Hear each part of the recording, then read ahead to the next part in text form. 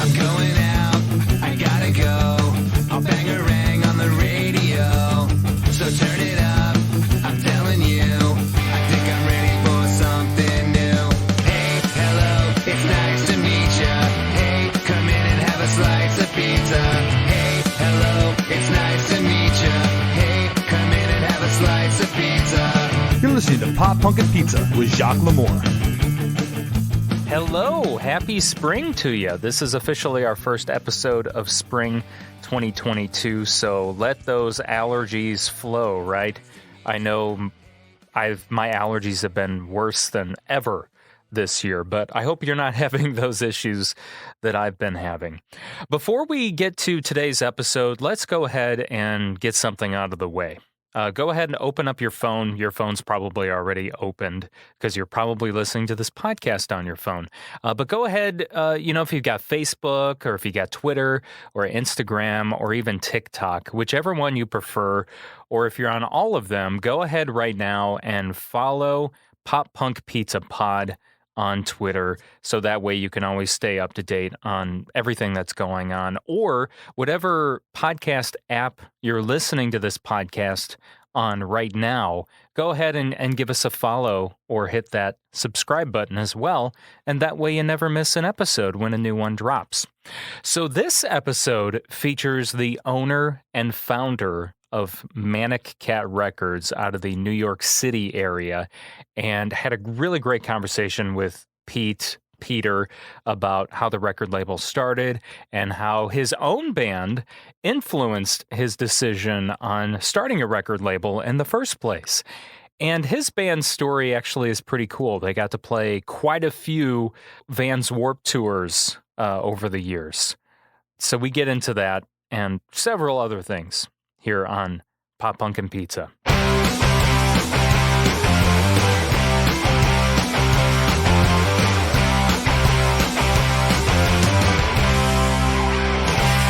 As I was sitting down, getting ready for this interview yesterday, I was like, Peter James. I'm like, you sound like a badass comic book character. I wish. Like, I feel, I don't know what it is, but maybe you've been told that before, but no.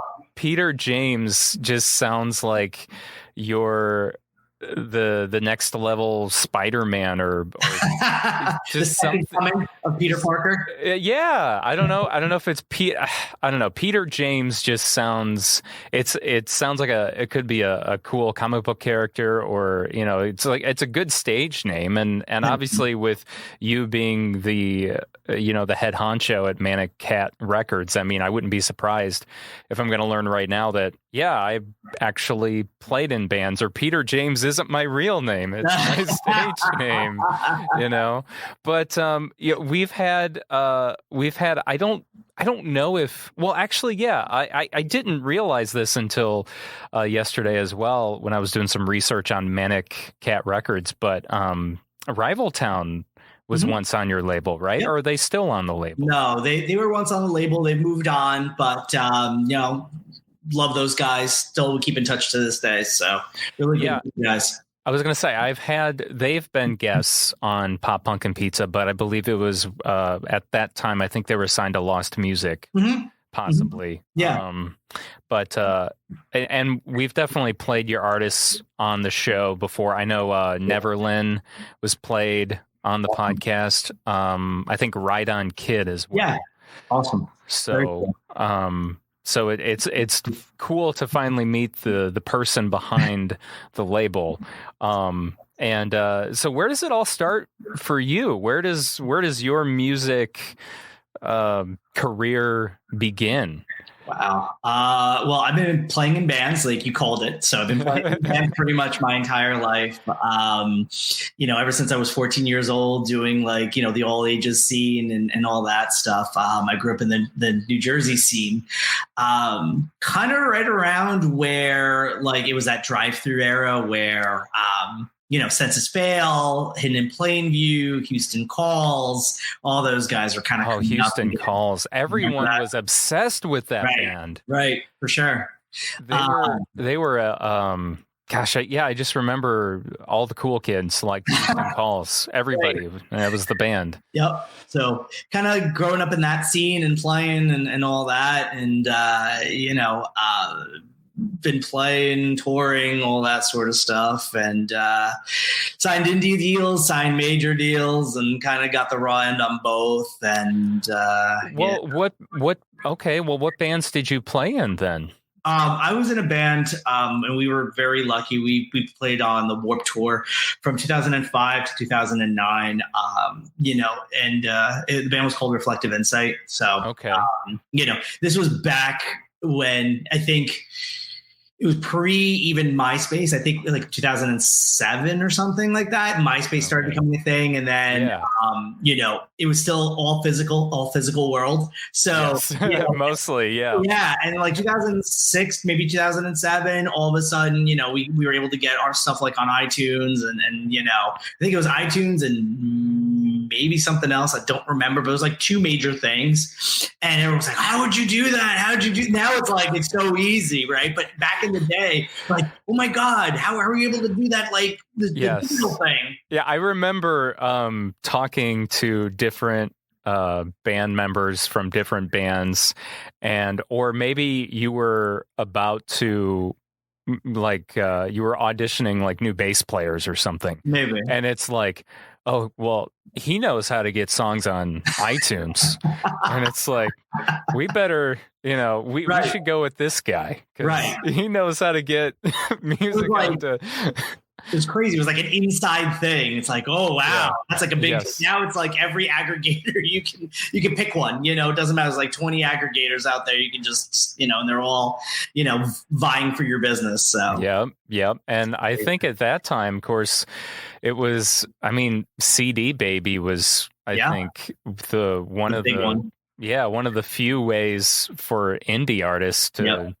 Get on iTunes. CD Baby, like the very beginnings of TuneCore. I remember TuneCore. Was TuneCore around at that time? Yeah, they were one of the first. I think right after CD Baby. Okay. So, gotcha. Yeah, it's crazy. Now it's just like, if you got 2 years in a laptop and some type of software, you can pretty much record something and put it up. So. Yeah, and it seems from what I see, a lot of people are using DistroKid. Yeah, it seems like that's the one of the big ones from what I notice now. But so you were Reflective Insight. Reflective Insights. So you guys were like Hot Topic stage, Ernie Ball? Like what stage were you guys? We were on Kevin Says. Warped Tour.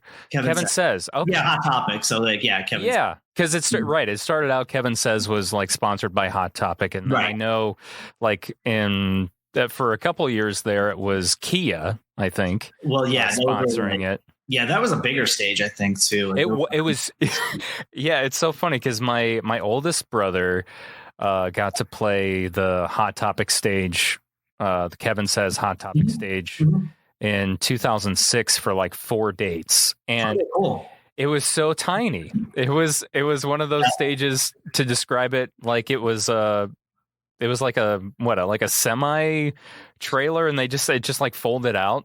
I think that was the Ernie Ball stage in the beginning. And then it kind of evolved into like the Full Sail stage. We were lucky, like in our last run in 2009, we actually toggled between Ernie Ball and Kevin Says. So it was actually nice. Cool. Yeah, it was a lot of fun. Yeah. I know by the time I got to play the Kevin Says stage, it was sponsored by Kia. And I think it was like solar powered, and it was a much bigger stage. It wasn't like this tiny ass stage, and I felt like so unworthy. I'm like, I don't deserve. It's like I should be playing the tiny version of this right now. It was really cool because when we were doing that, they just have the best staff and the best production ever, and it was wild. We're getting on, we get our gear like right up to the stage, and they're like, all right, we got it from here. All right, cool. It'll be up there. It'll be ready to go. Like, and we're like, nah, dude, we're good. We can do it ourselves. Like, nope. We got it all under control. It was bizarre. Was it Brooklyn? Yes. Yeah, I remember. I was gonna say, I was like, I didn't know if you knew Brooklyn, but he was there. Yes, for a long time. I love Brooklyn. He was great. Yes, that was the guy. That was the guy that was running Kevin Says when the one time I played. And he was just great. He's like, don't worry, just get your gear here. It'll be there. It'll be all plugged in. It'll be ready to go. Just let me know if you need anything special. I was like, all right, we don't feel that we are nowhere near that level, man. Just it's cool. Just put it up there. We'll take care of it from there. That's so cool, though. I mean, that's amazing that you had the chance to be a part of that many Warp Tours. We actually did 2018 too, the last full run as a label. So we did the whole run as a label. Oh, no way.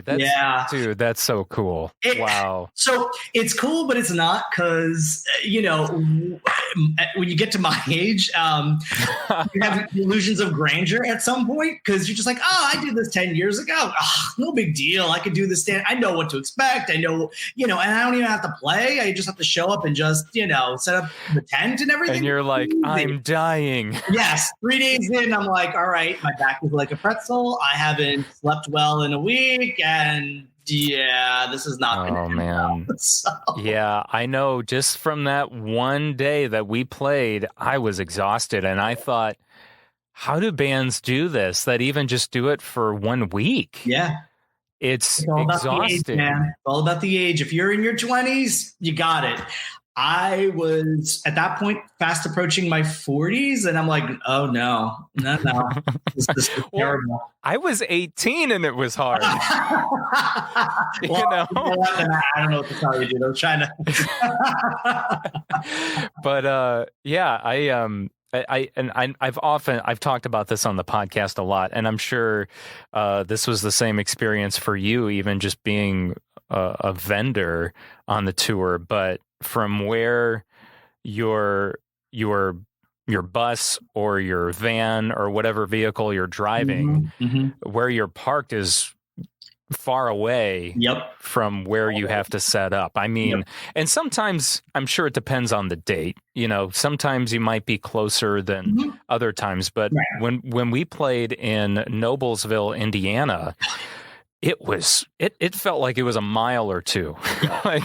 And we had to haul all of our gear from that far off spot to the stage. And we didn't have the carts and dollies that everyone else had, So we were hauling all this stuff and just freehand. Yeah, by hand. So, and it was as humid as could be, because it's August, or it was either the last week of July or the first week of August, one of the two. So yeah, it was, but it's an experience. But yeah, so that last year though, I mean, was it good for Manic Kat? I mean, what was that last year like being? You must have had I can't imagine from your experience in the 2000s and then walking in not only 10 years later, but from a vendor standpoint versus a performer standpoint. It's really different.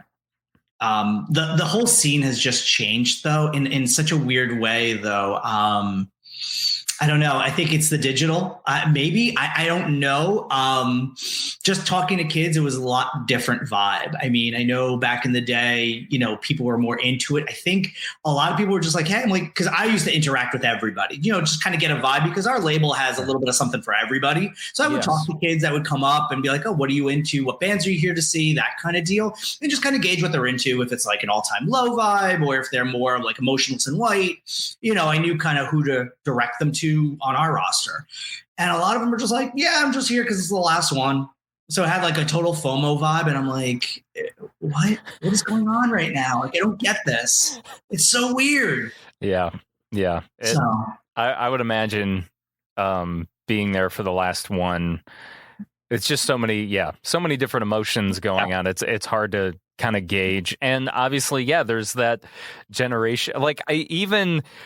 I even feel a generation gap since I started Pop Punk and Pizza. We're 5 years in, and I already feel like a dinosaur. compared to now, even from then. And I guess it's just because now I'm I'm in a new decade. I'm in my 30s. I'm not in my 20s anymore. So Right. Yep. it's like, I think that's probably part of it. But there's also, and that's part of it too. Like from when you were on the Vans Warped Tour in the 2000s, it was a completely different generation from when you were there in the 2018s, or the 20 teens. You know? Yeah. Yep. Completely different generation, kind of jumping into the scene at the time. It's a totally different vibe, totally different. You could just feel the nostalgia. The second you walk on site, you're just like, oh my God, I'm back. It's just so wild. It's like surreal, Yeah. We picked up the tour like in Pomona, California, and it was just wild. And I'm like, oh my God, I can't believe I'm doing this all over again 10 years later. What the hell is wrong with me? So yeah, I mean, you're trying to push your label, and yeah, I mean, totally. considering it was the final Vans Warped Tour, you're probably like, damn, like, yeah, I want to be on this last one, Right. Absolutely. Because I mean, it's probably in some ways, it's probably easier to follow a whole tour than it is to go to several of these festivals around the country. Right. Because, and I remember hearing Kevin Lyman kind of explain this when they went from doing the cross country Warped Tour to when they did like the 25th anniversary. And they just had like the three, I think it was 2 or 3 different locations, right? And he was talking about how it was actually more work to do that than to have 50 or 40 dates across the country, just because it's just a lot of work for one day, I guess, or one weekend, even, right? But it would be the same, like, I'm sure, because like, let's say if you decided, okay, we're gonna be a vendor at Riot Fest, and maybe you are, I don't know, but you've got to fly out all your stuff there, or you got to drive out all your stuff there, and that's expensive, and could get damaged. All that stuff. There's a lot. And, also you got to remember too, by that point, they had this down to a science, yes. 20 plus years of doing this. It's like old hat. You know what I mean? You got that route down, you got everything down. It's like a well-oiled machine by that point. Now you're changing everything. Like they're learning on the fly, fly-ins and everything. So yeah, I could easily see him saying, hey, this is way more of a pain than doing like the 50 dates. Cause again, they know what to expect. Right. So. Exactly. Yep. But let's get back to,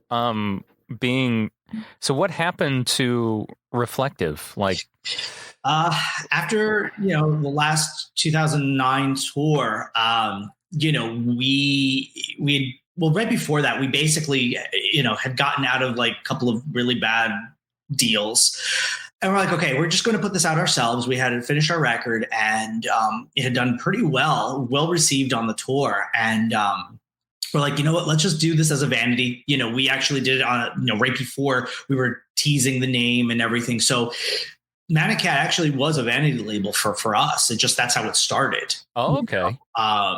Just to put out our content, just to have something, other than just us. Yeah.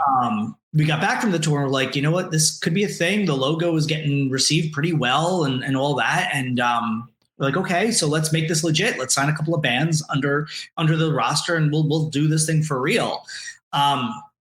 It was one of those things that it wasn't the timing where it needed to be, because I just did not have the support or just the corporate background yet to kind of like fully wrap my head around everything that would be going on.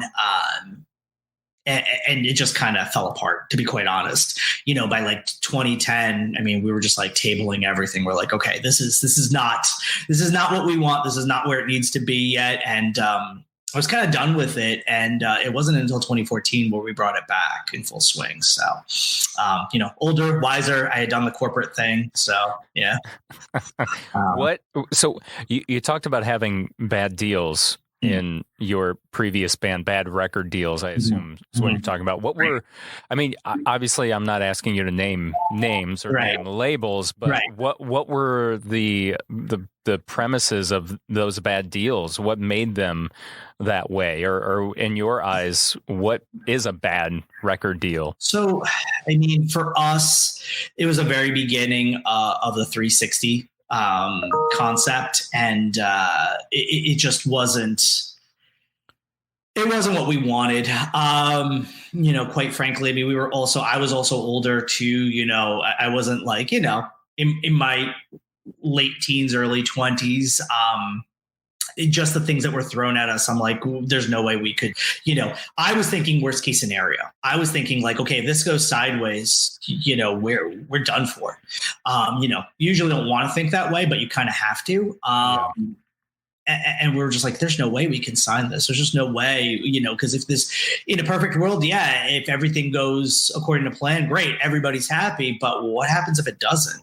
And then we're screwed, So that was that point where I was kind of like, okay, we need to kind of step back and reevaluate this. So, what were some of the the details in the deal, though? Was it like a traditional record deal where they give you an advance and then absolutely okay, but there it was like, again, the beginnings of a 360 where they're fronting everything but they're recouping on everything. So this was where traditional records were starting to dwindle down, so they needed to make money elsewhere, and I get it. I understand there's a lot of overhead, there's a lot of things that need to be compensated for, but for us, we're like, okay, well, we won't make a living, if we're paying these high percentages on our tour side too. That's how bands survive. That's how bands make a living. Oh, they were trying to take cuts on your that's tour? What a 360 deal is. They front everything, but they take a cut of everything. So they'll front your merch, but they'll take a cut of it. They'll front your, touring, but then they take a cut of your touring. They'll front, they front all aspects, but then they can justify and take a percentage. Okay. Sure. I was wondering, I was going to ask you what the meaning of a 360 is. So it's literally they front everything and then they take a big cut. So like they offer you everything you possibly need, pretty much. Right. But, there's strings attached, unfortunately. Oh, yeah. I mean, and I get it. I get why, but yes, it's hard. It's hard to survive if you're, unless you cross that threshold. It's tough. Well, yeah, because at that point you would have to, if it's 360, if it's on everything, then, because I feel like a lot of bands that I've talked to that have had deals, it's usually just kind of pertaining to the record, and then what they do as far as touring or shows go, it's just between them and their agent, their booking agent. Right, and that's a great deal. So, yeah, right. That would suck. Unless you are an artist who is just doing super well. Right. That's a lot of pressure. Because you still have your agent in there too. You still have your management in there. If you have management, like everybody kind of needs to get paid. The artist is the last one to get paid. Yeah. So it's tough. They're the ones putting in a lot of work, but they're the last ones to get paid. So it's kind of like how some bands have referenced how they've gotten so much fame, but they're broke. Yeah. Oh, yeah. Absolutely. They're still eating ramen. They might be really well known, but they've got nothing to show for it. Yep. Well, it just comes back down to like you're spending more than you're making. So like if your tour is costing X and you're only making X, plus Y, well, I mean, you're only left with whatever that value is. So. So coming, what happened between like 2010 and 2014? It sounds like you left your band and did work elsewhere. What did you do? World. I was in the corporate world. I have a marketing and advertising background, so that's what I was doing. it was a little soul crushing. I'm not going to lie. You're a corporate entity. So, but I learned a lot. I was very fortunate. I had a great manager that I learned a lot of things that I instilled in my business model and just the way I run my team. I learned from her. So I was very fortunate in that, but, just the overall corporate structure just really wasn't for me, so, it wasn't until like a friend of mine actually pulled me back in because he was like, hey, let's do this. Let's do this right. And, I had enough experience at that point where I'm like, okay, if we're doing this, I need to do this the right way. It can't just be me with a phone and dealing with everything and email and just dealing with this all over again because, I had a little bit of PTSD from the first go around. So I bet. Yeah. There was a lot. Yeah. When you're don't have the proper background, it really throws you for a loop. Absolutely. And that doesn't matter. It doesn't matter what you're doing. It throws you absolutely. It can make you batty, Oh yeah, 100%. I mean, you got to realize I had a full-time job at that time. I had the band, we were kind of on a break or whatever, but then I was trying to run the label full-time too. And just something had to give. It just wasn't, and it was just me, And that was a hard time to start a label too. Yeah. So absolutely. So you're working your corporate gig in marketing, right? You're getting tired of it. Your friend approaches you and how did he approach it? Just like, hey, let's bring back the label, or was he like, hey, I'm in this band. Would you want to bring back the label so you can sign us, or what was? No. It really was like, hey, I've been really toying around with starting my own label, and I think if I remember correctly, I think the conversation was more like, hey, do you have any pointers? I'm thinking about doing this. Okay. And then somehow we evolved into bringing back the label and starting all over again. And I'm like, oh God, what am I doing? But this time you had the business experience. Definitely. Yeah. So it was a lot easier. It was definitely a lot easier for sure. So you start back up in 2014. What was that like? How did you start off with that? I mean, did you literally wipe the slate clean? Yes. And how did you do that? What was one of the first things you did? So the first thing was, finding the right people that it makes sense to build your core team. That's obviously the biggest deal. And then after that, and every band will probably kind of get this too. Like, you were in band, so you understand how this works. It's like, it's the same thing with a new label. Like if you're a new band, right, you can't just go to the biggest venue in town or in the scene and play it because they don't care. You know what I mean? Like you have zero following, you have zero metric, no one's heard of you. You can't just go from 0 to 60. You kind of have to build your way up and build your credibility. Right. So like kind of the same thing had to start with us too, as a label. We hadn't been around for so long, no one knew who the heck we were. So kind of had to start from square one again. Look for local musicians that I really liked in the scene and kind of respected and, and really kind of take it from there. So it was interesting, to say the least. And it was different because, as artists too, they're just like, well, what have you done? Who have you worked with? So it was a give and take, and it was kind of interesting trying to court them, I remember, because they're just like, so why? What do you have to offer? Right? It was very different. It was an interesting kind of experience for a while until we kind of started getting the ball rolling. So what were you offering bands then to start off with? What kind of what was the essence of the deal? So, I mean, because I would imagine pretty much starting over. I mean, it's not like you're going to do a traditional record deal where you give them an advance. And then, I would imagine anyway, but I'm just curious how that. So, I mean, and that hasn't really changed. Our business structure, our business model, our core values haven't really changed from the beginning. We're pretty tried and true with them. Basically bring to the table what an artist needs to succeed, without, a lot of the nonsense that, bigger deals come with. not to try and give away everything, No, I understand. I know you can't give, Right. but just like, little examples. Here. Yeah. So, I mean, like that hasn't changed, that being able to have them record, with a lot more ease and flexibility, things like that. Yeah, that helps.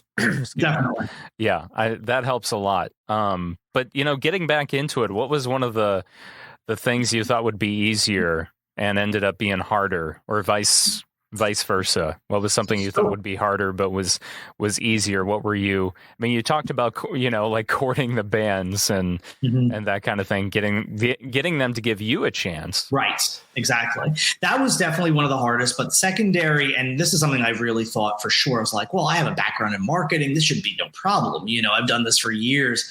And, things have changed, things have evolved. And, all of a sudden you have all these social media platforms and it's not traditional advertising anymore. And, who cares about digital? And it's just, it was a different animal. It was just kind of relearning and restructuring kind of how I did business too, like, in my past life, and kind of relearning the wheel, so to speak. And I mean, that's obviously something you have to do constantly. And Right. Once again, everyone had to do that with the pandemic. Right. So, what was that like for Manic Kat to go through the pandemic? How did you guys kind of retool? So for us, I mean, we kind of took a step back, and it was rough. I mean, obviously it was rough on a lot of all the artists and, labels and everything. I mean, the fortunate thing for us is our structure is kind of very sound at that point when the pandemic hit. So we were able to definitely just retweak, and just in terms of like us being able to ride the wave, we were fine on a financial level. It was more keeping our artists active and top of mind. And how do we do that without touring? Because, if someone tells you touring is not a big deal, they're absolutely wrong. Touring is still the best way, and the only way in my mind to like really get tried and true, hardcore fans. Your casual fans are great, but they're not going to buy anything. They'll stream you, but they're not going to sit there and they're not going to support you. They're not going to buy, all your merch. They're not going to buy every version of your record. They're not going to, buy all your, everything you offer. So you kind of have to be out there and make that connection, one-on-one. Yeah. You have to be well-rounded, and you can't beat the good old-fashioned face-to-face all the time show. You can't beat that, as long as it's done right, of course. Right. But yeah, I still feel that way. You can't beat it. I still come across pieces of advice and information from people that say you should still be physically passing out flyers to your shows and things like that. And obviously you just have to find different ways to do it. Right. But it's still a good way to actual street promo is still a good tool. Yep. It's, social media is great, but it's not a replacement for traditional means. It's an addition to, not an instead of. So, yeah. But yeah, we were definitely just trying to keep everybody top of mind, and, can't tour, can't do anything, can't go out of the house for a while. Everyone's under lockdown, and it's wild. So we just randomly, just out of need, we came up with an idea to like just do live streaming, on multiple platforms and everything, call it something different, maybe, fit some kind of niche or need or whatever. And it was basically just like, all right, let's just do this primarily just to keep our artists active for now. Throw them on this platform, maybe do some couch shows, maybe do some interviews, maybe do some fun games or whatever, just something to keep them busy and to keep their fans kind of entertained, because we're all at home. So, I mean, it did really well. It did way better than what any of us anticipated. So that was really cool. And I mean, at this point, what are things looking like for Manic Kat now that, I mean, this has always been a topic, but I feel like it's been a bigger topic as of late. And that's what's your view on streaming and Spotify and that sort of thing? Because I have been seeing some smaller DIY labels completely stop promoting streaming and just promoting, buying records or like Bandcamp, actually, buying stuff on Bandcamp. And I wasn't sure what what Manic Kat's view on that is. Yeah. I mean, the way I kind of see it, and quite frankly, it's a necessary evil. I look at, streaming providers like Spotify as promo. At the end of the day, no one's making money, on 0.03 of a penny, per stream. It's just absolutely ridiculous. But, it's not going anywhere, unfortunately. So our stance is we just basically view it as a promotional vehicle with a little bit of residual kickback, because the playlisting is still important. It still gets visibility. Again, nobody's really making money off of that, but it's more of a visibility tool, more of a promotional tool. So we use that purely for that purpose, just to gain, some traction. And, all our agents use those metrics essentially, to justify guarantees and tours and booking routing and all that. So like the metrics side of it is really important. So, we use it, but not in the traditional sense of it, in the revenue sense, you're using it more. Yeah. And the metrics are very helpful, as you just pointed out, for touring and things like that. You can be like, hey, their newest single is really hot in Chicago right now. Right. Let's book this date, but let's get them a really solid guarantee. Oh, what justifies that? Oh, well, they are, these are their numbers. Yeah. So. And that's something that I feel, I don't know if they really had that back in the day, even with radio stations. Sure, they had their numbers, but I don't really know if they, I suppose it was less of a word of mouth kind of thing. You didn't have the hard numbers like you have today, where you can literally say, 1,000 people are in fact listening to this song right now in this city or this state or metro area. It's so cool. And I'm sure there's bands that have been around for 20 or 30 years that are like, man, I wish we had that. Like when we were, first starting out. Spreadsheet. And, I saw my bands do the traditional spreadsheet too, because, all that stuff, it's all quantified data, Yeah. Yeah, absolutely. So what are some new releases coming out? How many bands are Manic Kat? I mean, since Manic Kat's been around for quite some time now, I know that you've had several bands on your roster, but who's currently on your roster that's got some new tunes coming out? So we actually just finished. New Age Affair came into New York, and we spent a few weeks. They were here for like 3 weeks. We were tracking a new record for them, so that's really exciting. I try to be as involved as I possibly can, but you can't split yourself into 20 equal pieces. Sure. Do you just do the label, or do you have another job or other jobs? What I do. That's awesome. Yeah, I'm really good for really you. Lucky to do it, but again, I can't split myself into like 20 equal pieces. So I try to I try and be involved in as many projects as I can, but it just sometimes it's just not feasible.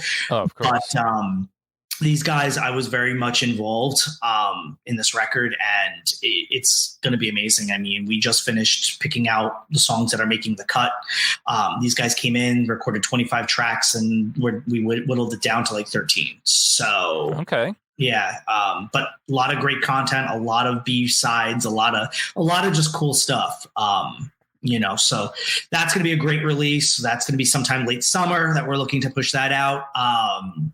So that's going to be a big one for us. Another band, Just Happy to Be Here, they're going to be putting out a very classic, traditional, early 2000s pop punk emo record. I've heard the pre-pro on it. It sounds absolutely amazing. So I can't wait to get them in. They're going to be coming into the studio in a couple of weeks and tracking and stuff. So that's going to be a really great one. Lights on the Coast has got a new EP going to be coming out. I think For the Records got a new EP coming out. So there's going to be a lot of music this year. a lot of music, a lot of touring, a lot of stuff going on. So awesome. I'm glad to hear that. Where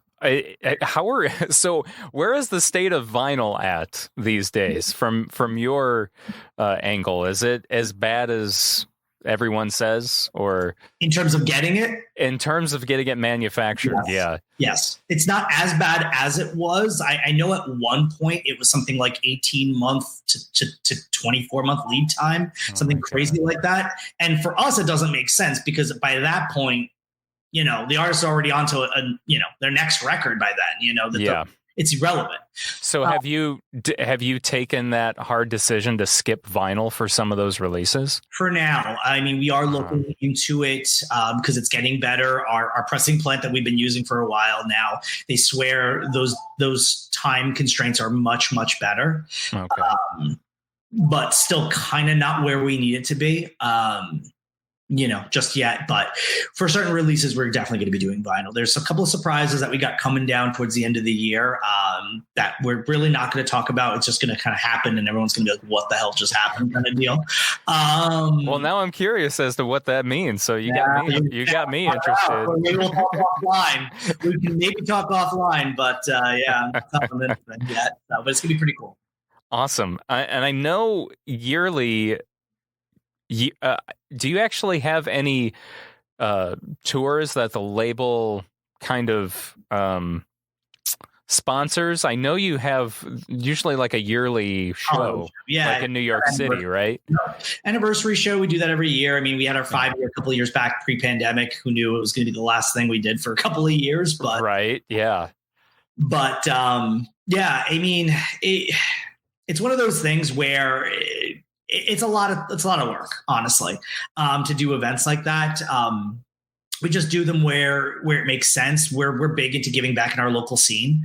We're outside. We're about like 45 minutes outside of New York City. Okay. So we try to give back to like our local scene and just kind of build up the local market and all that, instead of just traipsing into New York City. Yeah.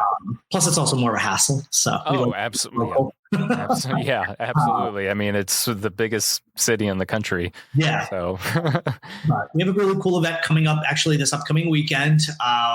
It's a rock and wrestling type of event. Oh, nice. Yeah. And we did it a couple of years, literally right before the pandemic hit. We were actually, it was like late February. Oh, wow. Yeah. And we were just watching what was going on overseas. And we're like, oh, man, I really hope this doesn't make it over here. Fast forward 2 weeks, we're on lockdown. Right? I was going to say, it didn't take long. Yeah, it did not take long at all. So, but it was very well received. We did it for charity. And it's like a local wrestling promotion that we worked with, and they're just great group of people. Their wrestling talent kind of behaves similar to how our artists behave in terms of like how they function and so there's a lot of symmetry, and a lot of, back and forth that I have with the owner of that promotion where, sometimes you got to prod your talent a little bit and all that stuff. But very similar mentalities for sure. Yeah. Cause it's a form of entertainment. Right. So there's that similarities there for sure, which makes it a great live event, a great promotion. It was really well. I mean, there was like 4,000 people there. Oh, wow. Free event, but basically anybody wanted to can donate for charity, that type of deal. But it was just a lot of fun. We didn't know how it was going to go. We're like, all right, let's put this together and see what happens. I mean, they think we clocked in at like 4,300. The mall said. That's amazing. With very little promotion.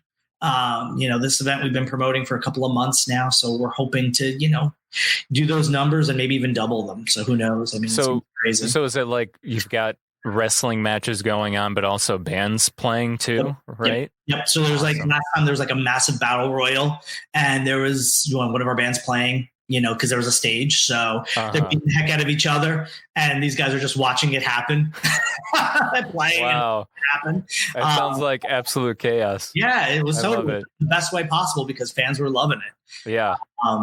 This go around, there's going to be more surprises, more ways to intertwine our brands and our entity because we're going to be doing this a lot more often. their talent really likes it. Our artists really like it. And they see it's kind of cool. So we figured out new and interesting ways to, because everything, professional wrestling is all storyline, right? So now we're starting to weave in storylines and all that sort of stuff. And, I may or may not be involved in the storyline, that kind of. Oh, okay. So, all right. It's fun. It's going to be cool. I like that. Yeah. Awesome.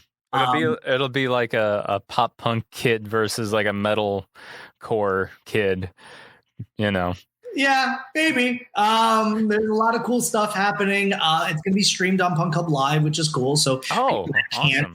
That can't come to New York for it, or just are not this part of the world or country or whatever, they can stream it. It'll be streaming it live. Oh, cool. So cool. I might tune into that. There you go. Cool. It'll be a lot of fun. It's going to be interesting, I'll tell you that. But a lot of cool surprises, a lot of fun, a lot of oh damn moments, I feel like, is the way we plan this out. There's definitely like the big pop moments kind of deal. So sure. Yeah. Awesome. Well, I'm excited. I'm excited for that. I hope you get the big turnout like you did pre-pandemic. I hope so too. I think people are just like looking for something to do. Yes. And the way it's structured, I mean, it's a Saturday afternoon, and if you're bored, you can just come out, one of the biggest malls in the country, and just kind of hang out for a few hours. It's at a mall. That's even better. Yes, I know. It's like even better. Like old school, like in-store signings kind of deal. Yeah. Yeah. Oh, that's great. We're bringing it back full swing. I love it. So what is the best way that people can support Manic Kat Records?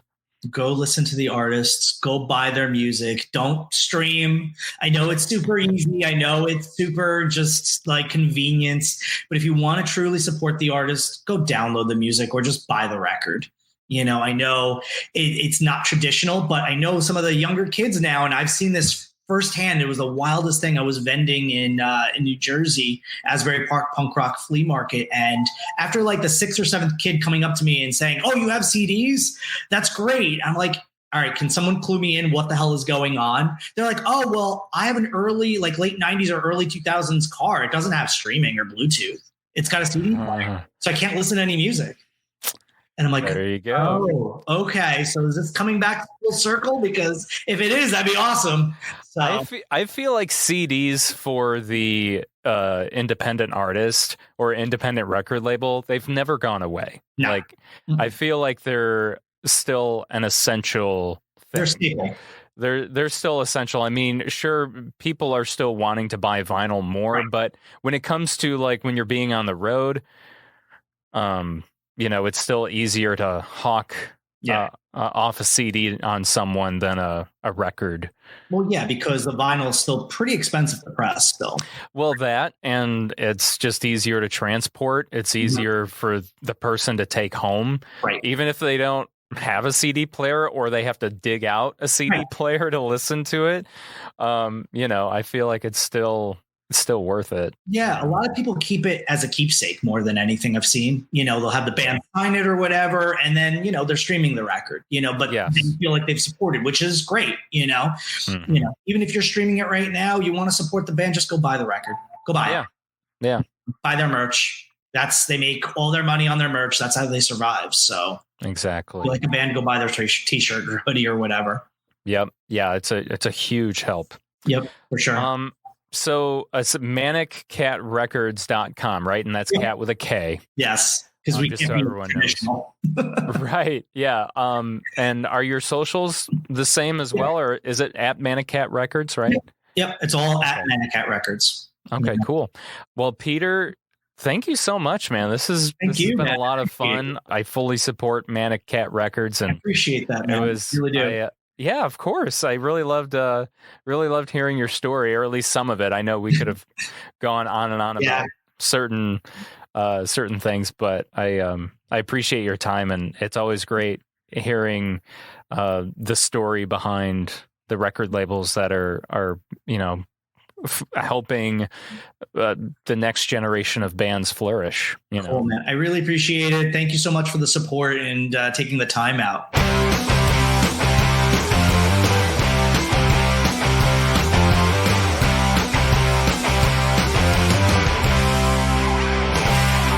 Peter James, such a great guy. Thank you so much to Pete for being on the podcast. Make sure you head up manickatrecords.com, and that is cat with a K. You can also follow them on social as well at Manic Kat Records. And while you're at it, follow Pop Punk Pizza Pod wherever it is that you're on social media. We're pretty much on all of the platforms. And subscribe to us wherever it is you get your podcasts. And then you can hit up poppunkpizzapod.com to buy some merch. Use that promo code POPPUNK to get $2 off your order. Thank you so much once again for listening. Please go back and listen to previous episodes if you haven't already. And our theme song is performed by Krista Makes of Less Than Jake. Hey, hello.